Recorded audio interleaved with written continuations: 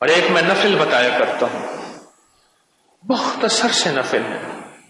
سورۃ قل ہو اللہ سب کو آتی ہے، آیت الکرسی تو سب کو آتی ہے. بس 2 رکعت نماز نفل پڑھیں شب جمعہ میں.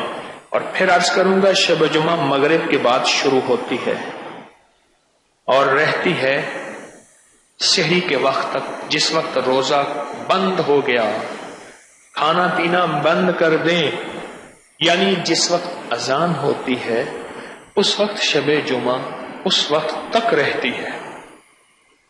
اس وقت میں کسی وقت بھی 2 رکعت نماز نفل پڑھیں.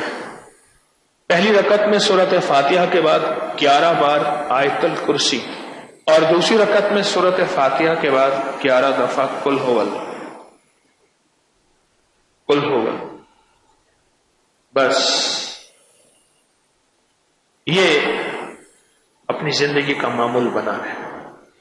اور ہے یہ نفل شب جمعہ میں، شب جمعہ کے نفل ہے، کسی وقت بھی پڑھ لیں.